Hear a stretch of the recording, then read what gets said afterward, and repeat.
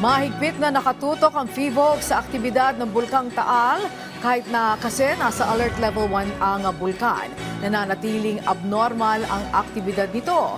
Dahil dyan, asahan pa rin ang mga posibleng pagsabog ng bulkan gaya ng naitala kahapon. Si Benji Durango sa Sentro ng Balita Live. Angelic, medyo mainit ngayon dito, malinsangan. Yan ngayon ang kinakatakot ang mga residente sa paligid ng Lawa ng Taal dahil sa tuwing mga ganitong pagkakataon, nasusundan daw ito ng panibagong pagsabog. Pero 2022 pa nang huling mangyari ang kaparehong pagputok ng bulkan kahapon. Pero may isang kinatatakot ang mga residente. Yan yung paglaki ng alon ng Lawa ng Taal kapag nasundan nito ng mas malakas pa na pagsabog. Alas 4:21 ng hapon kahapon nagbuga ng steam ang Bulkang Taal. Lumabas sa bunganga nito ang kulay puting usok. 8 minuto makalipas, nakunan sa CCTV footage na ito ang mas malakas na pagsabog. Pumailan lang ang iba't ibang debris na bumalot sa main crater ng Bulkang Taal. Sa thermal camera ng PHIVOLCS na nakatutok sa bulkan mula sa Daang Castilla Monitoring Station dito sa Talisay, Batangas, makikita ang pagkulo ng tubig sa hilagang bahagi ng main crater. Tumagal din ito ng 4 na minuto. Ang sumunod na kuha ang mas malakas sa pagsabog. Nasa 3 minuto ring natakpan ng usok ang thermal camera ng PHIVOLCS. Si Mang Christian ng Tanawan City, Batangas, nakapitik din ng video kahapon.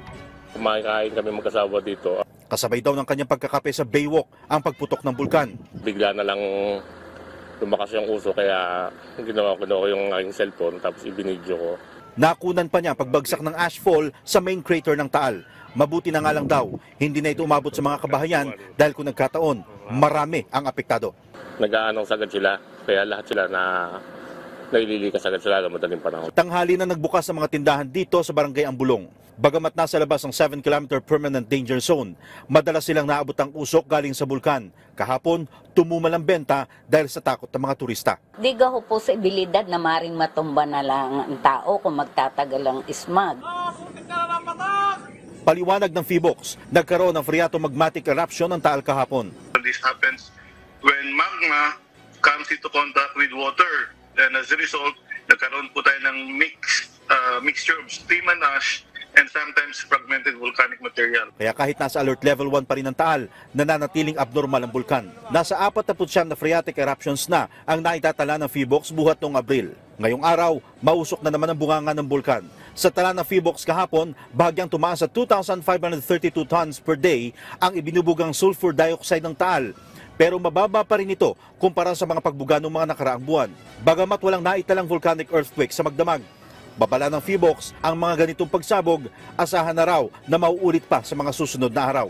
Pero bukod sa smog na masakit sa dibdib, may kinatatakot pang iba si Aling Segundina. Kinatatakot ho namin yung tubig baka umawas. Ang tinutukoy niya, magka-tsunami sa Lawa ng Taal. Sagot naman ng PHIVOLCS, pwede, pero malabo pa sa ngayon. Kapag masyadong malaki na siguro, pwedeng magkaroon ng yung lalaking alon, but for now, hindi natin nakikita.